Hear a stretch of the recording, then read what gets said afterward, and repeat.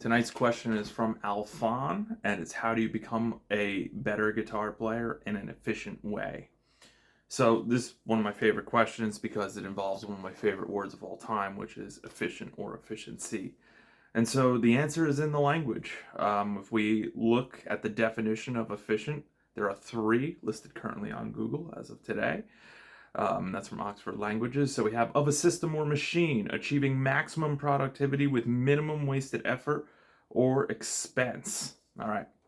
Very important to understand that in this definition, there are extremes. We have maximum. So maximum is really meaning that we want it all. We don't want some, we don't want compromise. We want all. Maximum is the most possible. So the other aspect of that is width.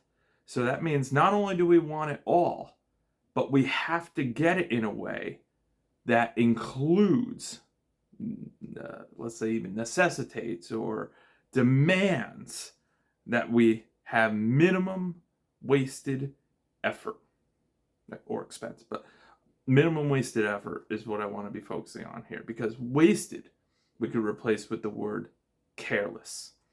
So, as I've said in other videos, right, it just goes to show you how important goal setting is for this kind of progress, for this kind of result in your playing. You must decide what maximum means to you first, what the realization of maximum is for you. I tell my students to list out the way their ideal version of themselves as a player plays, what they can do, what songs they play, what their abilities are. The more you articulate that, the more you clarify the vision of what maximum is for you. Now, the next definition is of a person working in a well-organized and competent way. And let's go into the sub-definition there of competent, having the necessary ability, knowledge, or skill to do something successfully. Let's go into another sub-level with success, the accomplishment of an aim or goal. So goal is where we now just ended up in our understanding of how to solve this problem. How do we become a better guitar player in an efficient way?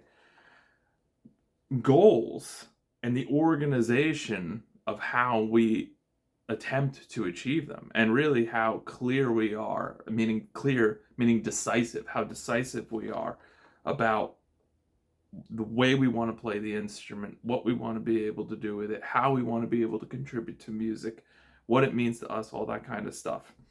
The more we push for specificity in that, the less vague our goal is. And vagueness and organization are mutually exclusive.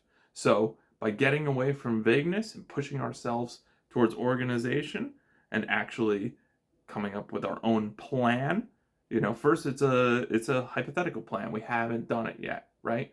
But there is, as I said in other videos, right, there's so much benefit of exhausting your options fully and testing your plan, which we'll talk about in a little bit as well.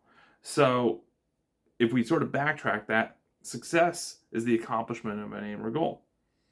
In order to have that accomplishment, we want to be competent, having the necessary ability, knowledge, or skill to do something successfully.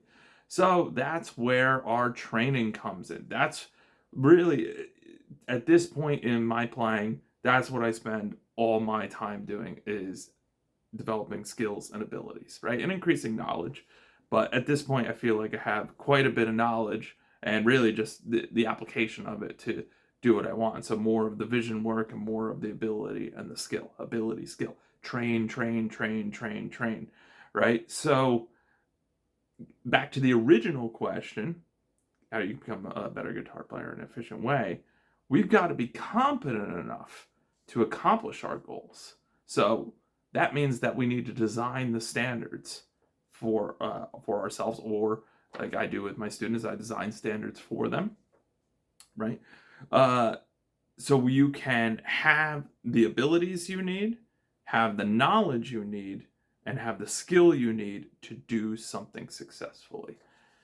And then taking that back into that second definition of efficiency, working in a well-organized and competent way. So once we have the abilities and the skills, we have the competencies.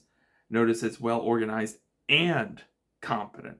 So it's not enough to just do exercises. It's not enough to just, play scales or patterns or just do one thing in training.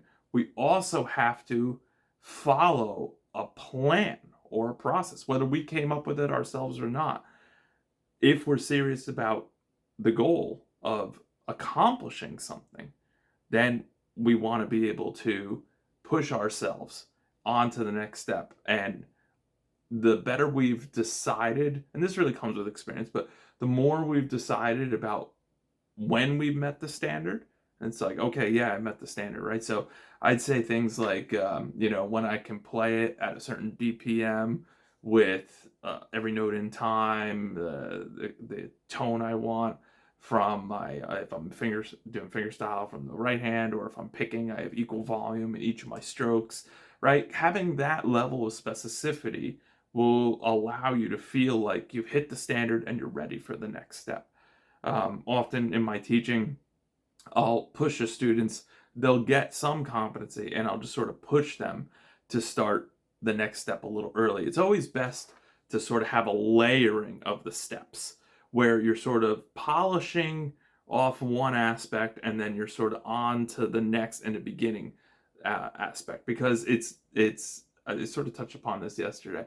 It's never a great feeling when you sort of build something up all the way and then you have to start all the way at the bottom again. So that's why you want to have that overlap. You're sort of finishing something, but it's not totally complete. And you're also starting either the next step of it. And so you're working on these things sort of in tandem. One is in the very general slow, you're putting the academic information together, right? The other one is more, you're using muscle memory, you're using much more memory chunks. You're entering the memory chunks in different places. You're building out the memory chunks through strong associations. These are things that are allowing you to play larger chunks of music faster, at faster speeds, and able to connect it all, and basically, play at a high level. So now, understanding that, right, we want minimum wasted effort. We want, let's see, get lost a little bit. Okay, let's go back to minimum wasted effort here. So minimum wasted effort, we want to not have the carelessness. So design, decide, stick with it, don't get distracted. That'll do that. Now, let's go into the third one, preventing the wasteful use of a particular resource. The resources we have are energy, patience, motivation, and time. These are factors of our self-esteem and our self-worth. So it's very important to not be careless with these, because the less energy we use, the more capable we'll feel, the more competent we'll feel. If we don't exhaust our patience, and our patience doesn't have to be tested, we're going to feel like it was easy, we're good at it, we're going to get that sense of validation. If our motivation, so if we try and fail, our motivation weakens because we're not getting the accomplishment. And time is sort of congruent with patience, but what we have to do is measure it out, right? The idea is, how soon can I get an accomplishment? Reduce the difficulty, get the accomplishment as quickly as possible. Now you got a good feeling. Now that's something to build upon. So, okay, I'm going to wrap it up there. Thanks for watching. And if you have any more guitar or music questions, please feel free to send them to me and I'll make a video on it. Thanks.